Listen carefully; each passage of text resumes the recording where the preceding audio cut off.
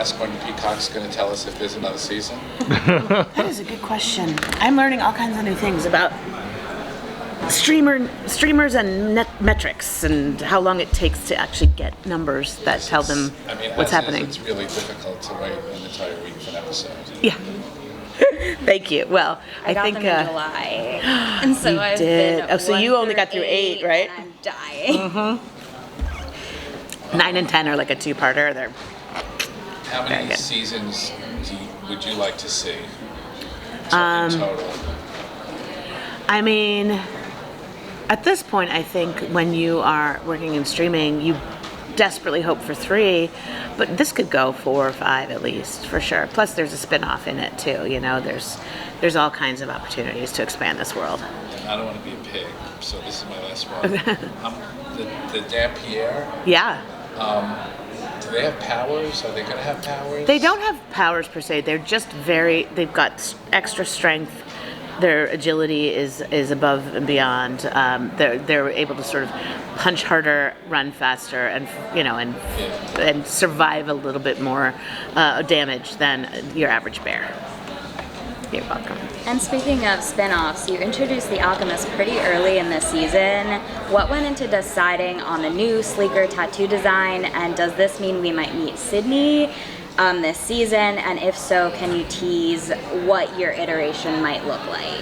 So we're not going to meet Sydney this season, although certainly I fully plan to meeting Sydney eventually.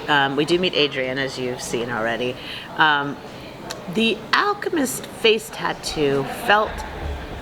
I couldn't quite visualize the lilacs or the lily, the golden lily, as a design that would hold up. Mm-hmm. Although we might revisit it, because it's not like I love the one that we did. We might revisit it as we move forward. We definitely are teasing the Alchemist this year as something that will become more important next year. So we have some room to figure it out and try new things. And you've changed a few of the characteristics. Is there something that you maybe want to do different with Sydney that we haven't yet seen?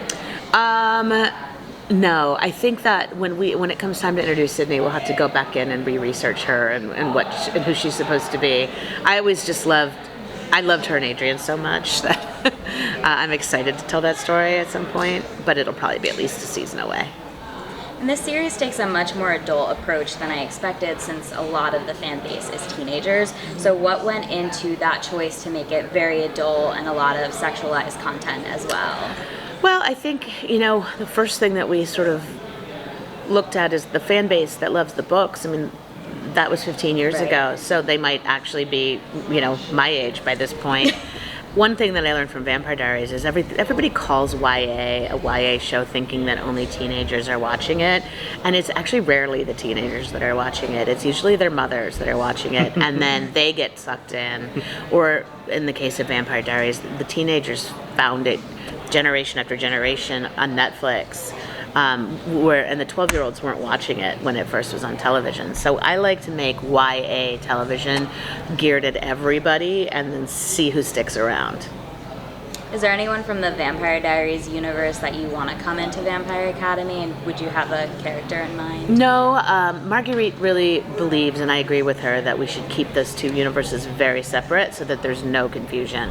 And so, at some point in success and enough years have gone by, there might be an opportunity for one of the actors to come play a different character, but we wouldn't do any wink wink or any nudge. I say that now, but who knows? Who knows? Speaking about the cast and actors, I wanted to ask also for this first season what that casting was like for the maker. The casting was very intense because it was all over Zoom, and it was all while we were both trying to break the story for the pilot and write the script and prep a show that was about to shoot in Europe. And so we had to write fake casting material because we hadn't written the script yet. And so we were trying to say, does this voice feel right for this character?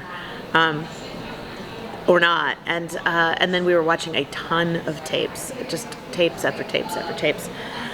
But when all is said and done, we read Sisi really late, and so I think there was a fear that we hadn't found our rose yet, and yet we found Daniela really early, and that was a no-brainer, that she was our Lissa. But then we started mixing and matching people. We ended up having Daniela read for Rose, and we ended up having Sisi read for Lissa, and we ended up having Rhian, who plays Meredith, read for like every part. So when we finally landed on everybody, I think we felt really proud of ourselves that we had gotten it right. Oh yeah, that jumps right into me. So just more so in terms of like the set design of course the school itself, the academy. How much of that had like your input in it? Is there anything in the school that you might have hidden around that we might have missed in one of these episodes? God, is there anything that what I do before we shoot in any set is I go and I walk through and I rearrange everything, and I take away things that I don't like, and I move things around to make sure that the cool stuff is on camera. I can't think of anything specific that would be fun to answer that question, but definitely, you rely on your set decorator to come in and build this little world on a set that fits characters and fits the story. And when they're good, your job is very easy. And in this case, Pilar, who is our set decorator, who has an Oscar, and she's very good. So I stayed out of her way. They don't mess with her, right? Yeah. I guess it's me. I love the Vampire Academy movie, but it didn't do so well in the box office. So was there anything that you wanted to avoid that maybe the movie did? Or was there anything that you wanted to keep true to the movie and the books in that regard? Well, all I knew about the movie was that it had been marketed like almost a Mean Girls-esque comedy, and I really resisted that and resented that. So I never saw the movie for that reason. So the movie itself could have been fantastic, and I missed out. I just knew that like the only way to approach this material and be respectful to the source material was that it needed to be taken very seriously and be very grounded, because the world is so heightened, but the feelings and the personalities needed to be grounded in reality. So we just wanted to treat every character with integrity. And people are wondering how, because a lot of this first season focuses so much on backstory, how much of book 1 or 2 might we see by the culmination of this first season? So you'll see, surprisingly, quite a lot of book 1, but minus what is really the bulk of book 1, which is the party, the teen party and the lust charm and all that. But you will see all the bones of book 1. But within that, you're also seeing half the bones of book 6. So we are moving a lot of pieces around in different ways, and that's actually been a lot of fun, and hopefully will be fun for the audience as well, because they don't quite know what to expect. And so, while it's fun to if you love a book series, it's fun to see it played out as you remember in your head, but in this case we think it's also fun to see where we ended up putting things, so that you can be at any moment surprised by a little detail that you thought maybe we'd forgotten, and that when you can see that we're doing it, it's in there. And you mentioned the lust charm is something you're not doing. Is there anything else from the books that you kind of don't want to get into? I think that was the one. It was Rose not being 18, Dimitri being her teacher, and the lust charm. It's sort of where we drew the line. It was fun and hot, and I was, younger, and it was 2008, but it just doesn't feel right anymore. I'm sorry. And also, working with the cast on the physicality for their roles, like you mentioned earlier, that they're intense, the strength, and in that sense, what was that experience like of really creating the stunt? That was great.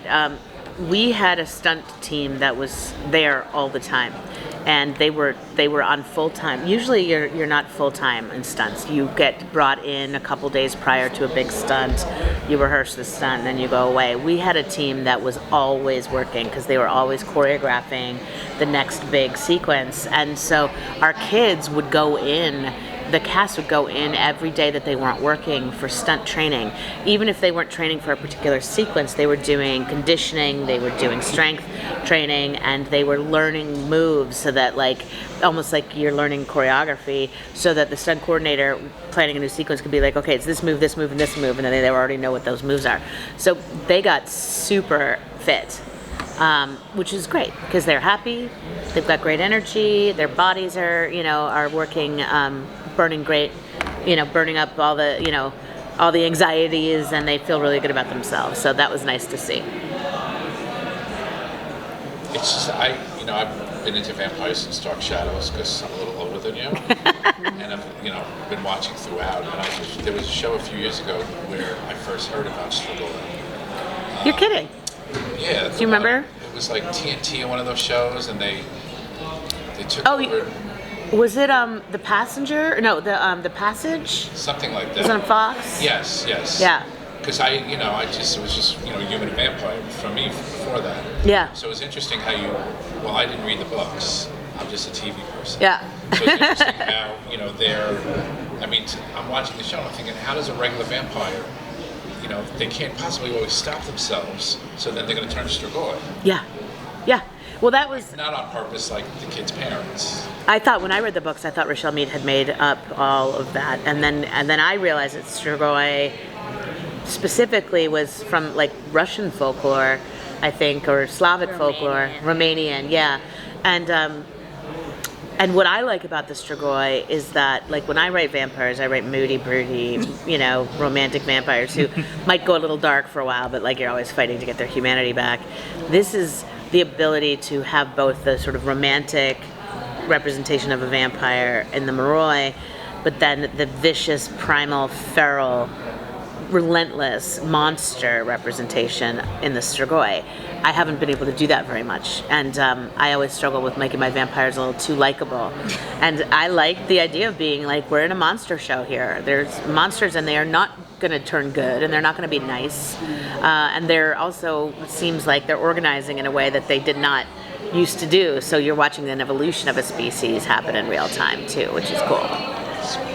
Yeah. Speaking of that monstrous aesthetic, because we know that in book 2, Dimitri, spoiler alert, becomes a Strigoi. So how will that dynamic play out in terms of like those scenes with Rose and kind of that underlying really dark romance when they look kind of feral and crazy? Yeah, we will see. It's something that we've thought a little bit about, and like I said, the species is evolving. So if we chicken out and feel like that won't work without a more handsome visage, then we might make some changes, or we might just go for it and say, like, love is love, Well, you sort of also, to me, it's like the magic that the vampires have, which is something that I never really saw before. I can't see how, I feel like Rose's special powers, dating back, and it's very unusual. Maybe that could relate to how a Strigoi could be cured. Right. I'm gonna need credit here. Yeah. Well, you should read the books. Credit, Rochelle Mead.